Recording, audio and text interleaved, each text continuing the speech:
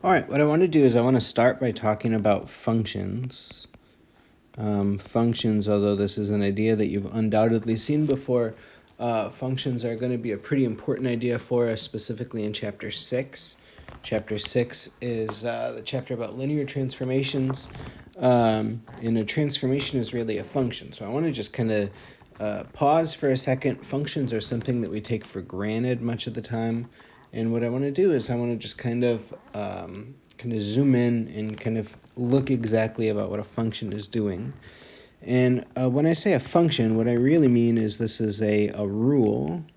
And this is a rule that's going to assign each element in a set D, okay, in a set D, to some element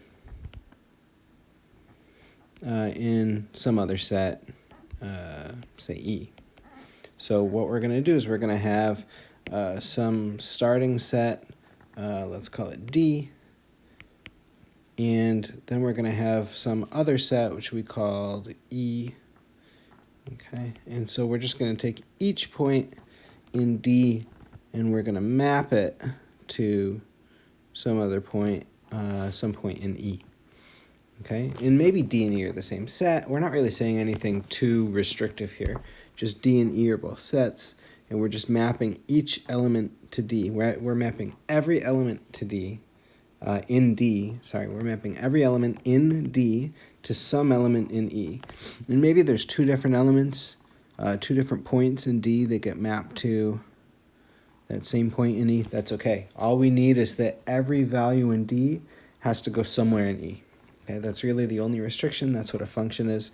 You've seen functions, so the first functions that you've seen are functions where the set D and E are both, say, the real numbers. And then you talk about functions like f of x equals x squared. So before we get there, actually, the reason I chose D is that D is actually the domain. E is not the range, but rather the codomain. I'll explain what the range is in a few minutes. So this is the domain and the codomain. And so what we do is we write this notation that f is a function, and f is going to map this set D to the set E. If these two values are, say, x, let me actually even just avoid x's and y's because we have some preconceived ideas there. But if this is, say, a and b, and this is the point C, then what we would say is that we would write this in the usual way. F of A is C, and F of B is C. Okay, so we would say both of those things. So both of those things are true. So F of A is B, F of A is C, and F of B is C.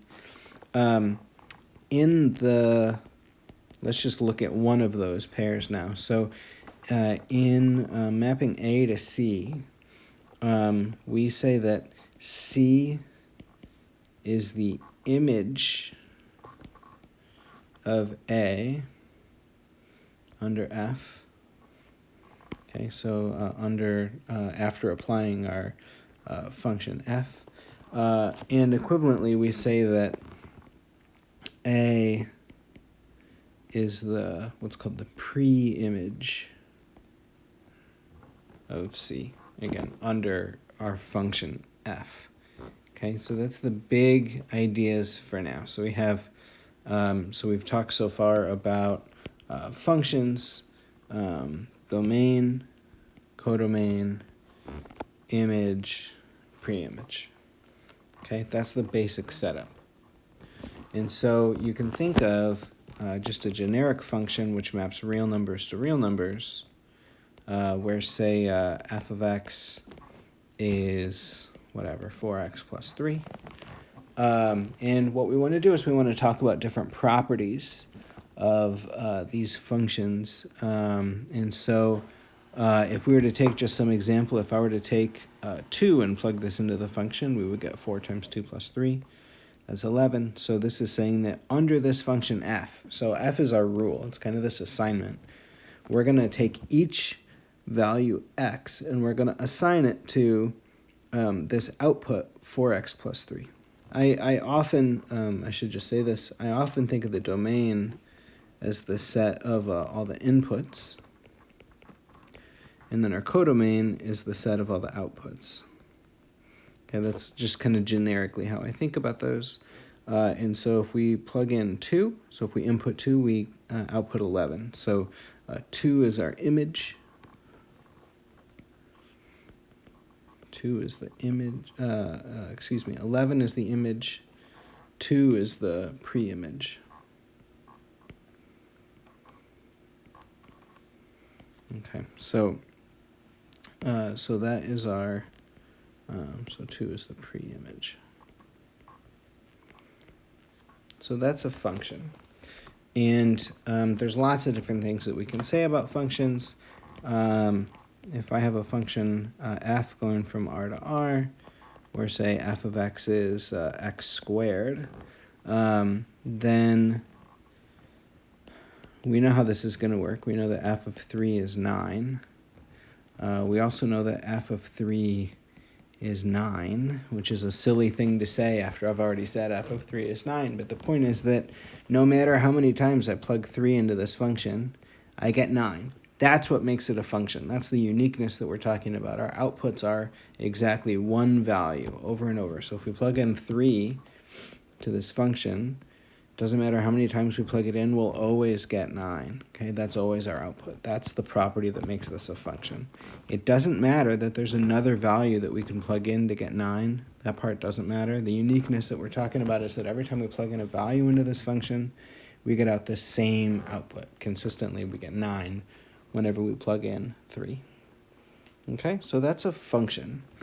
And what we're going to do is, there's a lot that we could say about functions. There's a lot that's going to happen here. But what I want to do is I want to really think about functions in the context that's going to be important for us. And that context is going to be in what are called vector transformations. A transformation is just a fancy word for a function. It's really nothing more than that. But a vector transformation is just going to be a function. I'm going to call it t for transformation. And it's a vector transformation because a vector transformation is going to be a function from some vector space V to another vector space W. So we have to understand vector spaces before we talk about vector transformations, but other than this, it's the same. So this is really the same setup as before. V is our domain, so our inputs are going to be vectors in V. Our outputs are going to be vectors in W. Okay, so a vector transformation is simply a function where the inputs and the outputs are vectors. Okay, other than that, it's exactly the same thing as a function. It literally is the same thing as a function. So that's a vector transformation. So for example, we could have t going from R2 to R3, where our rule is that if our input, I'm just going to, for convenience, think of R2 and R3 as column vectors. If our input is xy, then maybe our output is going to be, say, x squared, x plus y, 4y minus 1. Okay, that would be a valid vector transformation from R2 to R3. Your input is 2 values, your output is 3 values. We can say exactly the same stuff as before if we were to look at t of 2, 1. So if we were to let x be 2 and y be 1, then our outputs would be 2 squared is 4, 2 plus 1 is 3, and 4 times 1 minus 1 is also 3. So there we go. So our image is this vector 4, 3, 3. Our pre-image is that vector 2, 1. Everything is exactly the same. That's what a vector transformation is.